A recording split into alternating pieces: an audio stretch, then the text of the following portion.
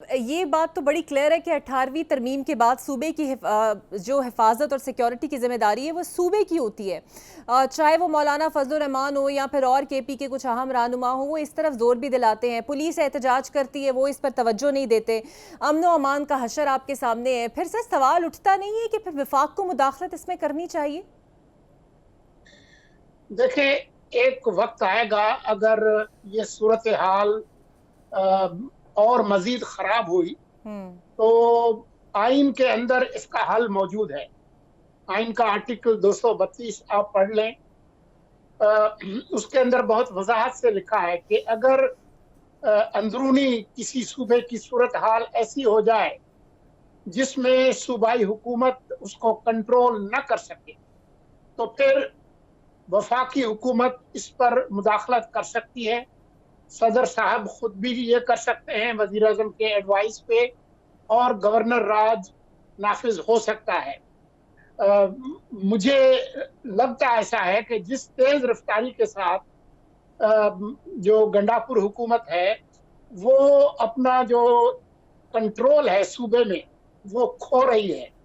कल का अफसोसनाक वाकया मैंने आपको बताया कि कोई 11 मुल्कों के सफीर जो है उनको सयाहत के फरोग के लिए ले जाया गया था हम्म। स्वात में। हम्म। और वहां पर उनके काफिले पर जो सिक्योरिटी का जो अमला था उन पर दहशतगर्दी का हमला हुआ और जिसके नतीजे में एक सिपाही शहीद और कई जख्मी हुए।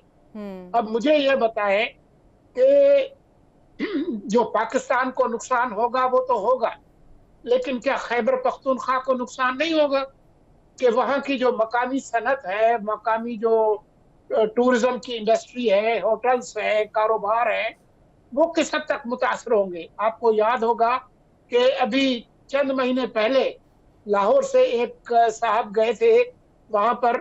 उन पर जो है वो झूठे इल्जामात लगाकर बगैर किसी वजह के उन पे उनको कत्ल किया गया और उनकी लाश को जलाया गया। तो हम्म। न अब आपकी जो घरेलू जो मुल्की सयाहत है, डोमेस्टिक टूरिज्म, न वो होगी।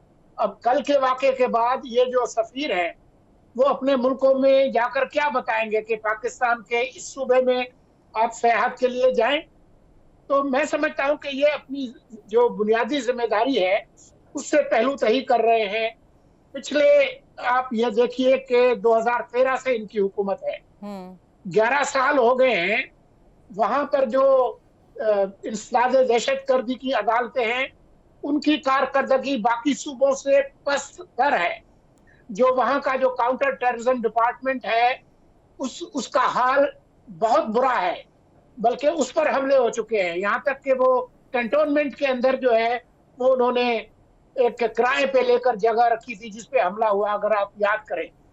तो जो उनकी बुनियादी जिम्मेदारी है इस वक्त मर्दान और हजारा डिवीजन, इसके अलावा बाकी डिवीजन में शाम को पुलिस अपने जो पुलिस स्टेशन है उससे बाहर नहीं निकलती। हम्म। मौलाना साहब ये बात कर चुके हैं।